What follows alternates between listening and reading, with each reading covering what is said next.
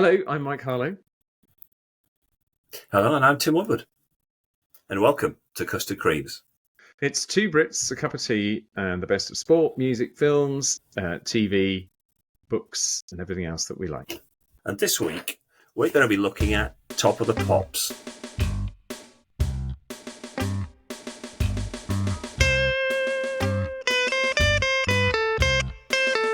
In simple terms, so Top of the Pops was, I suppose, one of the biggest TV shows in this country. And its formula was very simple. And we can have a look at some of the history in a second, just so people know enough about it to enjoy it. But it was simply a chart show. So it was a TV chart show that had its mandate, which was to essentially play the records that were going up the charts each week. It would never play records that were going down the charts, and it would always play the number one in the top 40. So I say, really simple premise, and that was kind of part of its magic, that it was supposed to be really, really simple, and you knew exactly what you were going to get. And that formula, with a bit of tinkering, pretty much stayed the same all the way through Top of the Pops. Was there an equivalent really in the States? Well, there may have been. I mean, what I know is in terms of where Top of the Pops started, so if we pick up some of the history, we've got to go all the way back to the mid-60s. So in the UK, you had two channels. You had BBC and ITV, nothing else. So we're going back quite some way. And ITV got there first. So one of the key things about Top of the Pops is it wasn't the first TV music show. ITV got there with Ready, Steady, Go, which went out on Friday evenings, and it kicked off in August '63. It came from Rediffusion or Rediffusion headquarters. So it was a Rediffusion TV product. The brainchild of someone called Elkin Allen. Came from London, and it had the very famous catchphrase, "The weekend starts here." So they got there first, and I suppose basically what happened was the BBC decided that it needed a competitor. It needed something to compete with Ready, Steady, Go, and it wanted a chart show as well.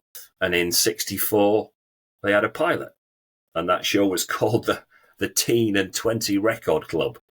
So they ran that, went down well, and they decided that they were going to commission just a 6-week run for another show called Top of the Pops. But yeah, this is black and white. I think, again, sadly for Top of the Pops, Jimmy Savile, the infamous Jimmy Savile, hosted the first show, and obviously he is quite a big character in the history of Top of the Pops, which is a shame for it now. But also with Pete Murray, David Jacobs, and Alan Fluff Freeman, they were involved right at the start, and those kind of regulars stayed during that '60s phase. And as I said, Radio 1 starts in '67.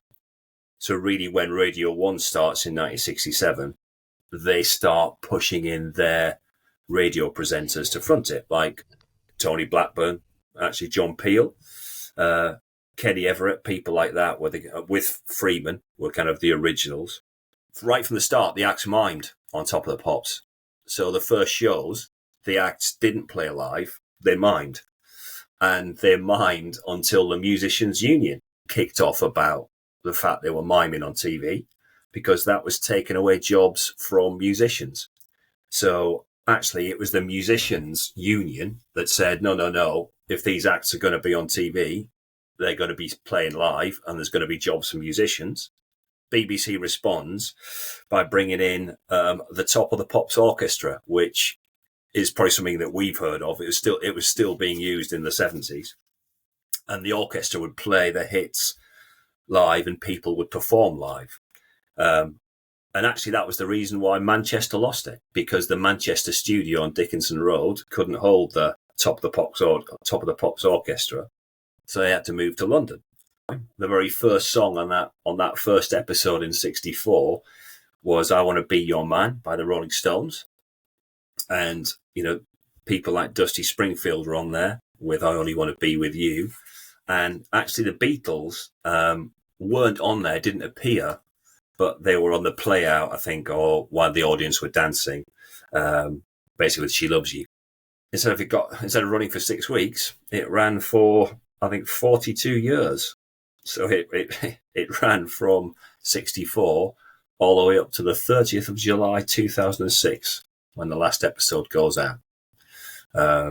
So yeah, 2,206 episodes, 42 years. And as I say, last episode was on the 30th of July, which is my birthday. So, two massively iconic moments in one. So yeah, the last ever band that appeared in the Top of the Pops studio, is in Top of the Pops proper, was Snow Patrol singing "Chasing Cars," which is a great song. So kind of, it runs for those 42 years. The real Top of the Pops week in, week out finishes, as I say, 2006. It then actually comes back in 2010, but it just does Christmas specials from that point onwards.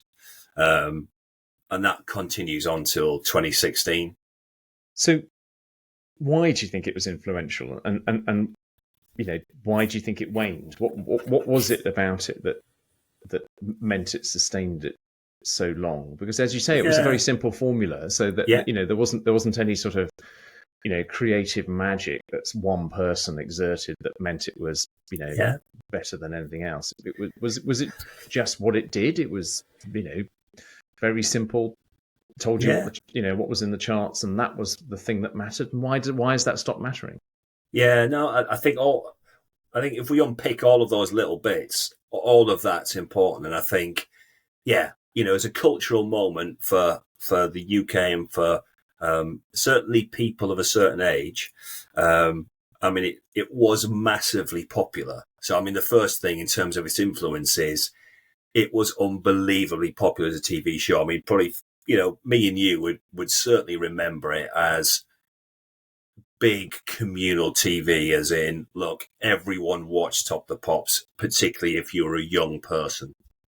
Okay, well, give me a picture of you at home. It's a Thursday evening. Was it 7:00, if I remember rightly? I think it was 7 p.m. Yeah, Thursday. Yeah, were you there already in your pajamas, being told it's you should be in bed already, or I'm talking about when you were 16 now. Yeah, absolutely. Give me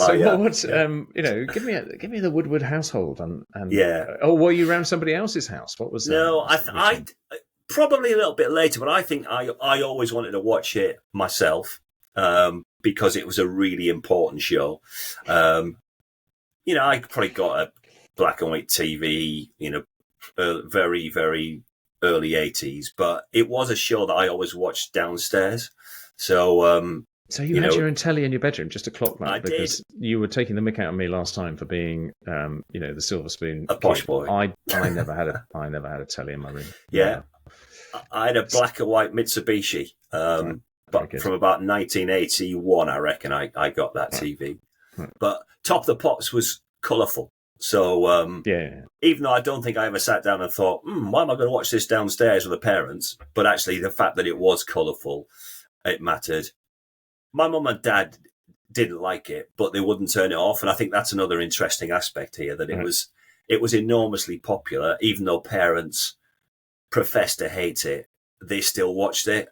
And it's a bit like you would watch it as a parent to grumble at how dreadful everyone was and why music had gone down the plug hole. But you would still watch it.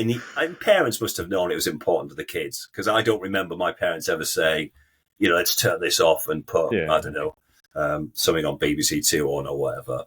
Were there ever any performances where you thought, I can't watch this in front of my parents because it's too edgy, bad, Because there were some songs that were banned, weren't there, from Top of the Pops, and then fairly shortly, Frankie Goes to Hollywood, Relax, for example, I think were unbanned, and I was never, I was a bit confused by what was going on there. But I remember watching that and thinking, probably would have been better without my parents in the room. Yeah, I think there were probably quite a few that you had that little bit on edge feeling where you thought, dear, as in. Yeah, I know my parents are going to hate this and they're going to criticise it, and they've probably got some good reason to do that. And it's not quite the same teeth grater, but it's a cliche version, or cliche of Top of the Pops folklore. But, I think it's 1982 September, and it's Culture Club's first appearance. Do You Want to Hurt Me? And interestingly, they weren't due to be on, because if you check the charts out for that day, they were at number 38. So it wasn't a big hit record at that stage. They'd only just crept into the charts, I think. Probably the previous week, they weren't at 38. They were probably outside the top 40. So they actually got on because Shakin' Stevens pulled out. And this whole house. Yeah, well, I mean, the thing about Shaky is, again, obviously I had the 7-inch single of This Old House, and he was the most successful single chart act of the 80s. He had 33 hit singles, 4 number ones. He spent more time on the charts than any other UK act in the 80s. But he pulled out of this one. I'd have had Status Quo for that. Status accolade. Quo are the most featured or the band that's appeared most on Top of the Pops. Right. I think 86 times or something like that with the same record. But, just to remind people, Shakin' Stevens was a kind of good-looking guy with black hair and basically a denim outfit, trying to look like Elvis. And playing records from about 20 years older than the time he was actually performing. And that was quite a long time ago. So Culture Club got the chance, because what Top of the Pops would do is sometimes if an act pulled out or someone couldn't be there, they would contact someone that they thought was, I suppose, basically a hot act that was coming up. And they got in touch with Culture Club, who appeared, I say, in September 82. And I remember being stunned by Boy George. And it seems like kind of ridiculous now. And I say that's why it's a bit of a cliche in Top of the Pops folklore. But even though, this is 82, so we are at the height of the new romantic period. We're used to people wearing makeup. You've had glam rock in the past. So none of that's kind of massively new. But Boy George was kind of extraordinary in the way he looked. Yeah. And I remember, being stunned and being totally confused genuinely as to whether it was a male or a female performer. And I knew my parents would be thinking, like, what is this? So I do remember that one really clearly. And I do, and you're right, Frankie Goes to Hollywood. I do remember that Relaxers band. And then eventually the band was lifted as Mike Reed, the Radio 1 DJ, who banned it because he listened to the lyrics, which are a bit fruity. And he decided it wasn't appropriate. Obviously, that helped the record go absolutely massive. And then the BBC ended up unbanning it later on. The Culture Club one was like a real jaw dropper.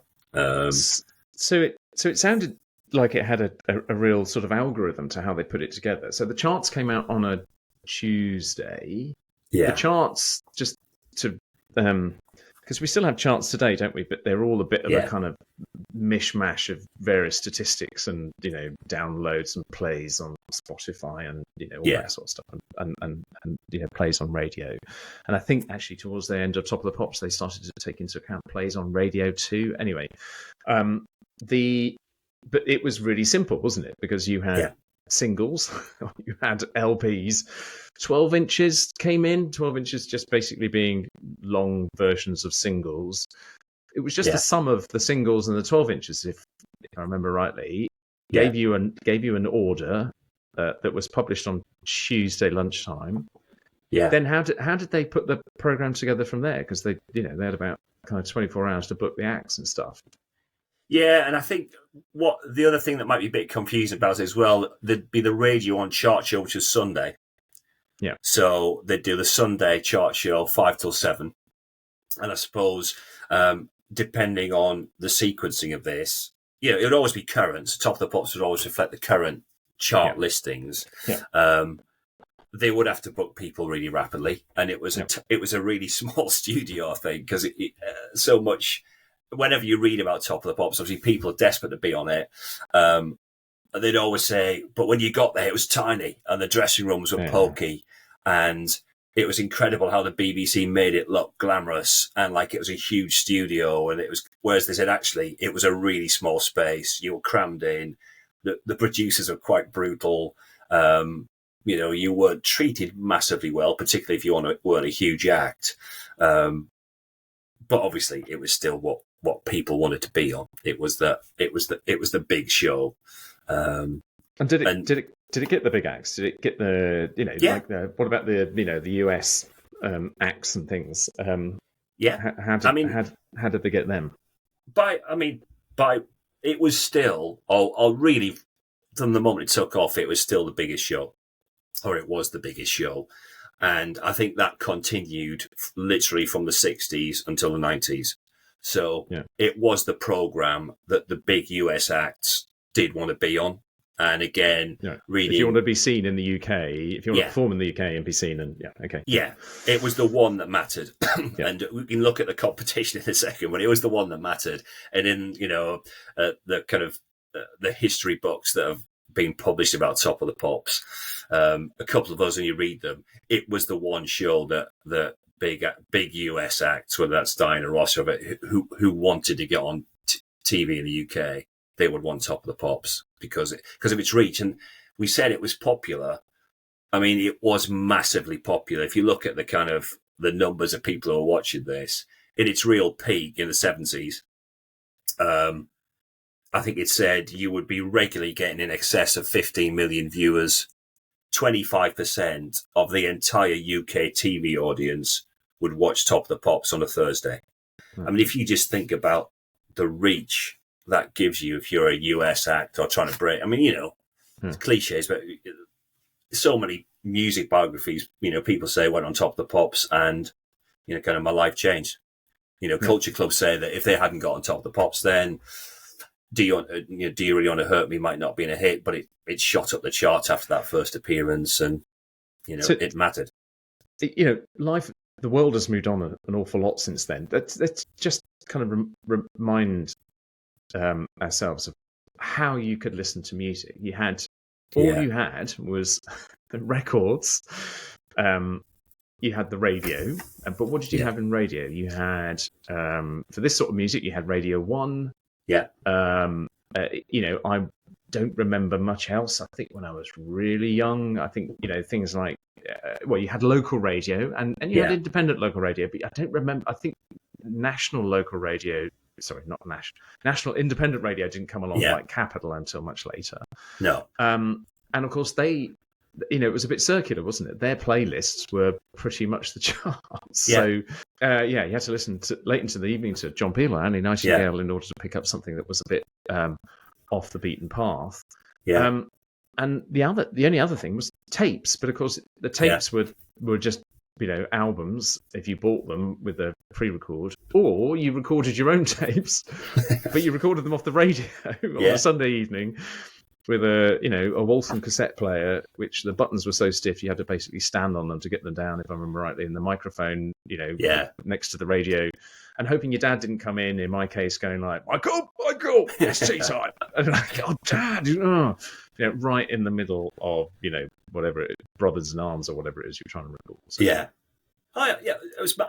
that is totally it. I mean, we can kind of look at in a second what sort of influence it had, why it had an influence on the kids and also the bands. But I think getting back to those sources of music, it's so different from the landscape today in terms of it was so narrow, but so popular. So you've got the 15, 20 million people watching Top of the Pops every week. You've got massive audience numbers listening to the chart show. But as you say, you have only those real roots into music. And I think the big things that drove me and probably most other people is you've got Top of the Pops, then you've got Radio 1, so from the breakfast show onwards and the chart show. And you've then got music magazines. So, that would be things like Smash Hits, Number One, probably the biggest ones, were the magazines rather than, the Inkies, the sort of NME and Sounds when it was still going. But the pop magazines, so these... You were a pop magazine man. Totally. You weren't an enemy. You were, Yeah, Absolutely. Yeah, Smash Hits was an awesome magazine. Yeah, I had every Smash Hits from about 81 to about 88. And it was genuinely fantastic. Great. If you look at the writers and editors who were on Smash Hits then, Mark Allen, David Hepworth, Neil Tennant of the Pet Shop Boys was a regular writer before he started his own band. I remember his last piece as a Smash Hits writer saying, I'm starting my own band called the Pet Shop Boys. Yeah, and I thought, what a stupid name. They're clearly going to get nowhere. He was number one with West End Girls about 4 months later, and obviously did okay. But this kind of triangle was so massive. The charts, the TV angle with Top of the Pops, the radio, and they would all reference each other and amplify each other's impact. So how did you break in? Well, it's a good question, isn't it? What acts tried to break into the charts, and what acts got into the charts because they were well supported already? So it sounds like, Boy George probably got into the charts because, a bit of luck. The door snuck open and he put his foot through. Yeah, if you like. Yeah. But there must have been bands also. That were probably album first bands rather than single bands where they just played gigs and got a following, I guess. But, well, interestingly, in the early 70s, Top of the Pops did have an album slot. So you had bands like Fairport Convention who made a Top of the Pops appearance, not because they had a hit single, but because they ran an album slot for whatever it was, a couple of years.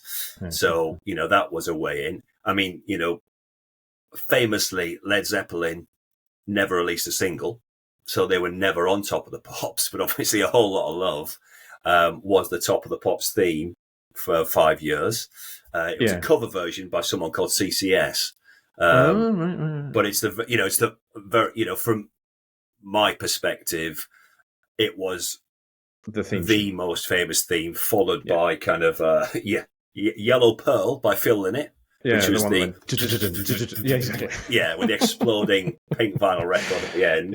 For rights reasons, we have to do this ourselves, right? So, I didn't know it was a Whole Lot of Love. I honestly, it was only when I was an adult and I was listening to A Whole Lot of Love, and I thought, they've nicked the theme tune from Top of the Pops. Led Zeppelin.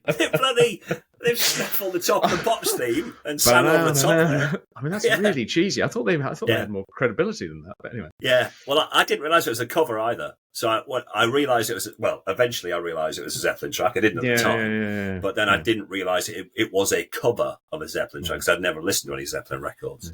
But I think, Top of the Pops stuck to its pretty hard and fast rule until you get to the 90s when they start tinkering with it. And we might touch on that in terms of its decline. So, you wouldn't... You're showing me with your hand what a decline is.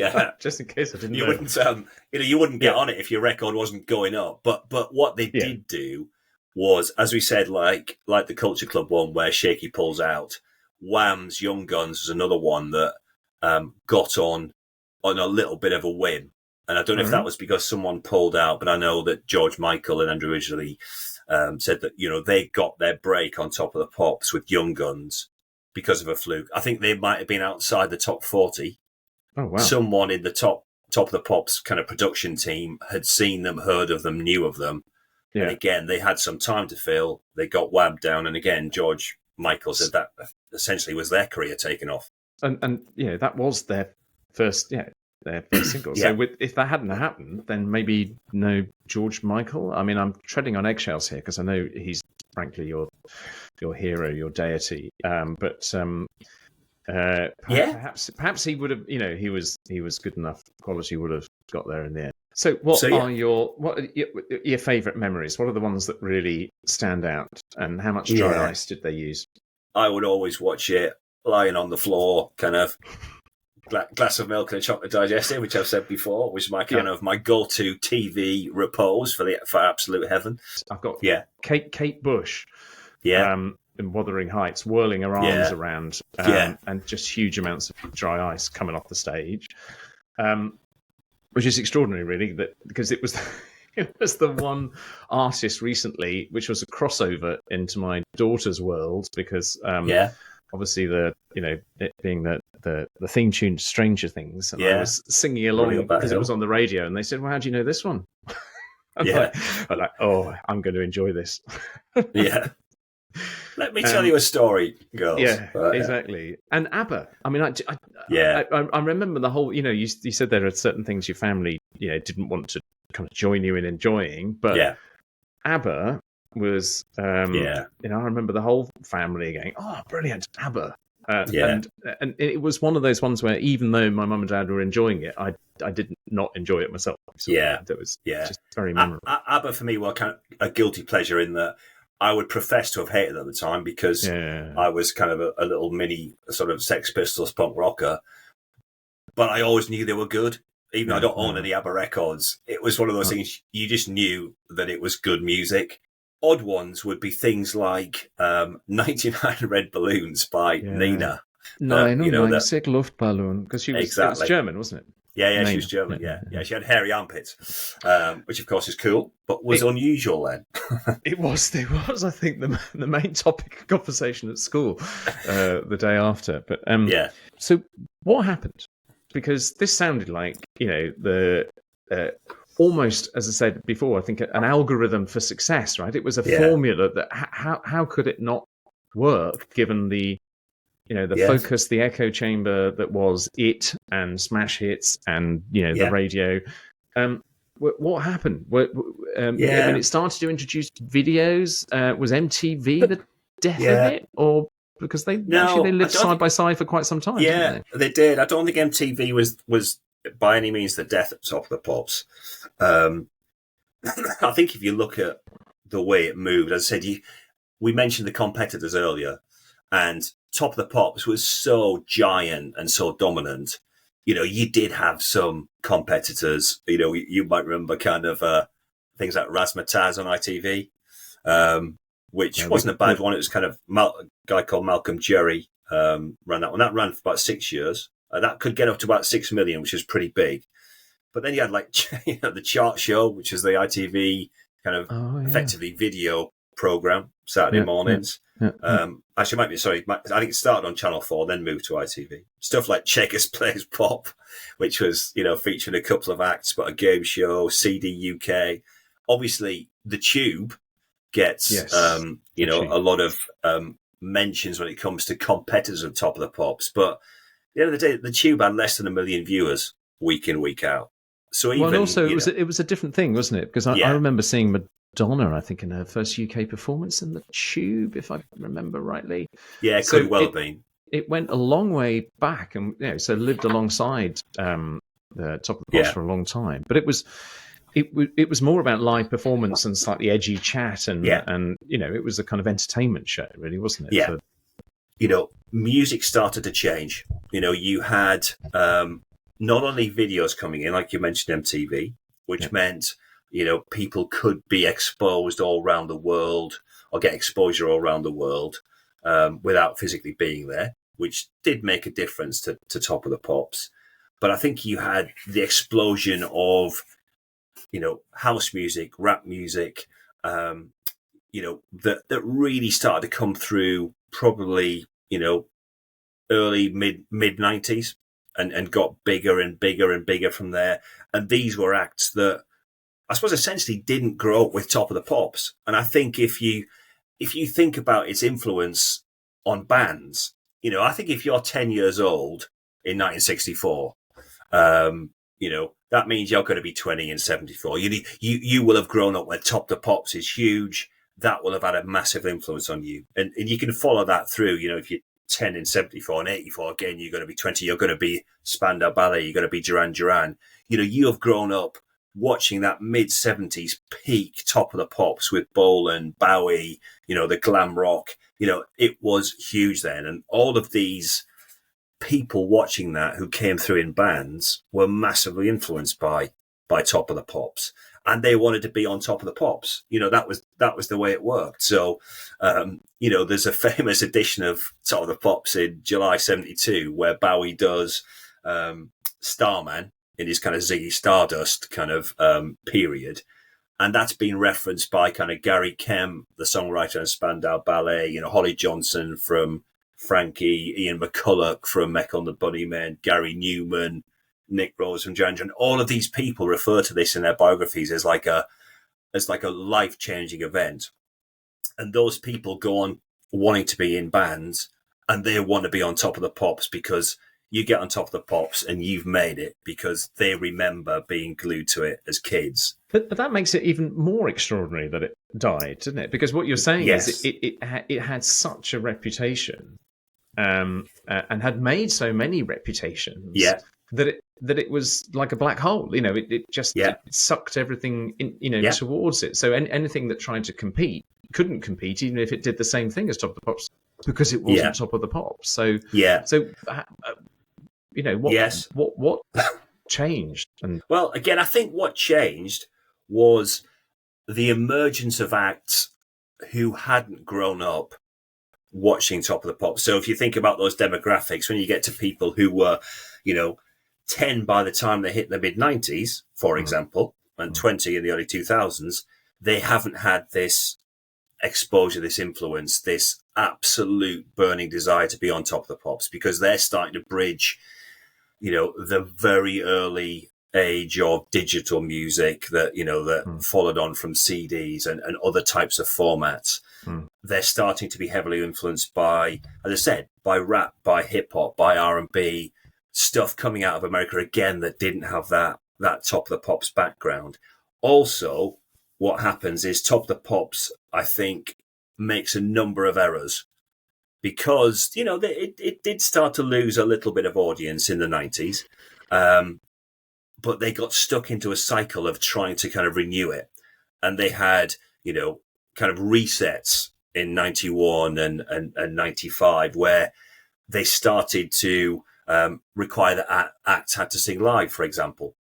And that's fine. And that's a laudable approach. But it then made a difference to, perhaps rap acts, hip hop acts, again, where it was a less obviously live type of music. And that could cause a problem. It also was crossing over the era when people, again, knew they could get exposure by video play without having to be there. They also made, I think, a big mistake because they moved it to a Friday. I think they moved it in 1996 to a Friday night at 7 p.m. And that put it up against Coronation Street. And, when we're talking about those viewing figures, Coronation Street has massive viewing figures. And but you weren't watching Corrie, were you, with your glass of milk? I wasn't. I was digestive. Not. I was not a Coronation Street watcher, but obviously I was getting older by this stage. So I think what you've got these converging factors. You've got the slight breaking down of its enormous popularity, just slight. Yeah. Then you've got Top of the Pops reacting by getting new producers in, deciding to do different things. As I said, moving away from the formula of having Radio 1 DJs fronting it and getting other celebrities in to present it. People like Jeremy Clarkson and, sports stars, and slightly odd choices because they were trying to do anything they could to refresh it. And make it new and make it different. So putting on a Friday is a bad idea, obviously, if the demographic you're going for is the age group that can go out, right? But and I'm in real danger here of just projecting my experience onto everybody else. But I didn't go out when I was watching Top of the Pops. I didn't go out on a Friday, and I think when I was of the age of going out, I probably wasn't watching Top of the Pops so much anymore. Because it did feel like it was a sort of childhood thing, a kind of 9-10 years old onwards obsession till I was about 16. I remember thinking it's a bit of a window on an adult world. You described the studio as this tight space that that the cameras portrayed it as something like a nightclub, what I imagined to be a nightclub. And that sense of when they you had the intro, there was always a DJ surrounded by people that I presume they'd hand-picked to, smile and bounce and look excited and shake their hair. And I just remember thinking, I want to do that. Is that what adult life is like? When we get out there, is that the sort of fun we're going to be having? And it was a kind of Thursday night was almost like going out. Watching Top of the Pops was as close as I got to going out. I think. What would life have been like if Top of the Pops hadn't been there? What did it mean for you? Well, as we said, I think our experience and people who are older than us, and there are a few of those around, not many, but a few. It was so that charts Top of the Pops, Radio 1 Triangle was so big that it did a huge amount to shape your view of music, what you liked. Music was so tribal, and trying to explain that to, generations that have perhaps, were born, certainly people who were born, I say that mid-90s and later, trying to explain how tribal music was. I was to say to my kids, you look at the Premier League now and league positions and the dominance of, the charts was like that. When in the mid-80s or early 80s, football was not like it is now. Football had no money. It was dark. It was a bit depressing. I love football, but even I know that it was a bit dirty and irrelevant in a sense to a wide chunk of the population.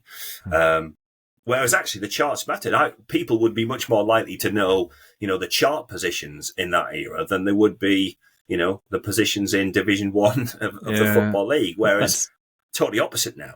I think that's a really good way of putting it. It's a really good analogy because if you think now about how if you are a committed supporter of a team, it dominates your thoughts, right? Yeah. You're thinking during the week about transfer news. You're thinking about the games coming up, and if we win that one, we switch places with them, and it kind of it's a drive in your life, isn't it? It's the thing that ticks over in the background all the while. Yeah. And I think the charts were like that. And I'm gonna confess, the Christmas number one was possibly the biggest. It was like winning the FA Cup. Yeah. In Well, Top totally. of the Pops terms. Yeah. No, and I remember. I don't know why, but I remember really liking the Flying Pickets. Yeah. But they were a one-off band. Well, they should have been a one-off band. And they sung, it was a Yazoo cover, wasn't it? Yeah. Only You. Only You. Looking through a window above is like a story. About them.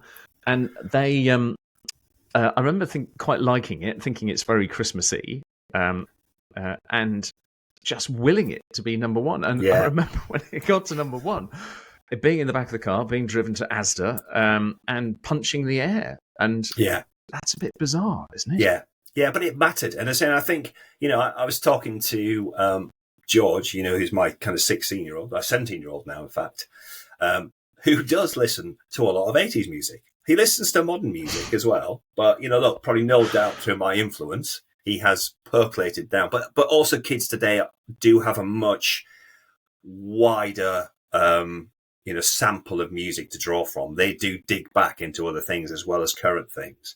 Yeah. But, just talking to him about it, he was sort of saying in the car the other day back from football that in a way he feels like they've missed out a bit, because he firstly said, well, why is music so rubbish now compared to, the 80s, which is obviously quite heartwarming. But also, did he want sad. Money? Was he after some cash or something? Yeah, I don't know if it led to a direct request to go out or whatever, but I think I was telling him about actually the Blur Oasis. Remember that kind of showdown in '95 when they were both massive, and it was the release of Country House by Blur and Roll With It by Oasis, and the papers built it up to a massive. I was saying this was like front page news. Who was going to win, Oasis or Blur, because the singles are released for the same week, obviously emphasising how much the charts mattered. And it kind of engrossed the whole country. And Oasis, nicked in with a number one with, Roll With It, which is a crap record anyway. But, no, maybe not a crap record, but not one of their strongest for me. Roll with it. Yeah. You gotta take it. And Country House Country House is a terrible record, and it's a big house, a very big house. Yeah. I don't know why you're trashing everything here. I know. Where are we going with this? No, I was just going to say, but it was so huge. Whereas to imagine that now, is is just ludicrous. It would never happen. There would be no. I couldn't tell you what's number one now. Trivial question: your first single, your first album, and the single or album you do not want to mention in public that you bought. Oh, good, great. Right, take them one at a time. First single, this is an easy one. That was Elvis Costello, and it was Oliver's Army in 1978. Very good, classic. A great single. Yeah. I did want to get Into the Valley by the Skids, and I queued up an HMV in Stockton-on-Tees because, again, explaining to my kids that to buy a single, which in those days was probably about 75, 80p, you had to queue up in HMV Records and wait your turn to get to the singles bar and then get what you wanted. So you had 20 minutes to mull over your choice. I knew there was some swearing on the B-side of Into the Valley by the Skids. I think there's something called TV Stars or something. And I bottled it because I didn't have my own record player. I would have to play it on my parents' record player and thought I'll get Oliver's Army, which is a great song. And again, quite a cool one, quite a lot of street cred with that. My first album, slightly trickier because I think I did have a couple of records bought for me. I think the first record I genuinely bought was Fonzie's Fab Favourites of the 50s and 60s. And that was from the TV show Happy Days, which featured the Fonz, or Arthur Fonzarelli, who was the kind of super cool, bequiffed rock and roll hero. Certainly at my age, it was quite cool. And that was a collection of 50s and 60s kind of rock and roll hits, basically.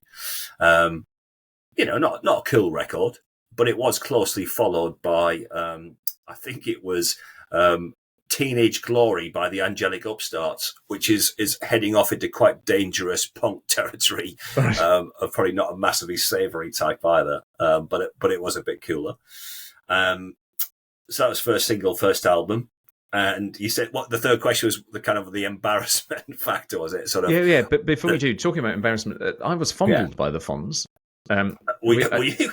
Yeah, he was in a pantomime in Richmond, and I had Lily on my lap, and she was only about 2 or 3, I think. At the time. And there's a bit in every pantomime where the stars kind of run around and pretend to throw water over you or something. And he came running around, and we were in the back row, and he came running round, and he kind of went to I don't know, kind of tickle or something. Lily looked horribly shocked, so he fondled my head instead. Fondled by the Fonz. Fondled by the Fonz. Hey. I know, exactly. Happy days. Yeah, exactly. Yeah. Yeah, well, that's it. Yeah, it was, again, massive show. Probably a tale for a different time, but a massive show for people, again, kids my age.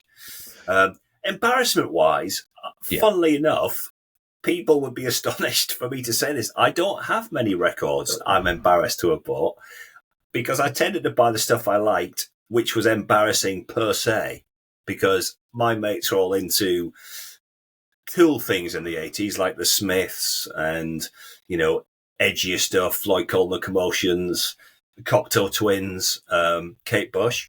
I was a bit more straight down the middle with my Duran Duran and Wham and Spandau Ballet. I would argue, which has stood the test of time. And but these are still not. You're touching the question. These are still. Yeah. You're basically saying, all my records were slightly embarrassing, but also cool. And I never had a faint moment and bought. I've bought records. Barren Nights or something. I've bought records that were poor, and I came back and thought, that's rubbish, or I've played it once and that's never coming on again. Yeah. But probably not massively out of embarrassment, just kind of. Oh no, that's no use. And of course, one of the things that sticks out in everyone's mind are the dancers. So, who were the dancers, and why did they have them? Because it was a bit lame, wasn't it? It was a kind of like, oh, that's a bit disappointing. Yeah, you had the dancers come on. It was super lame, and probably a product of its time, looking back on some of the dances as well, that probably wouldn't happen these days. But you had the Gojos from 64 to 68. I've never seen the Gojos. No. They sound very Austin Powers. That's pretty cool. Pan's People, Oh, which were then 6 yes. years. So it's, which is the yes. first ones I remember. Yeah, Yeah. Pants People Yeah. were probably the first big ones, the ones that were quite famous in their own right. Yeah. They passed the buck to someone called Ruby Flipper in 1976 for 1 Really? year only. Oh, Yeah, okay. I think remember Ruby that. Flipper were probably not great. Yeah. Not a great name. Then you had Legs and Co. from 76 to I 81, remember. another massive one, which I suppose was, again, the kind of heyday of the dance segment. Yeah. Then it went to a dance group called Zoo, and it sort of faded away after that. And I think that's probably partly because of videos, because the dancers were there as a matter of necessity.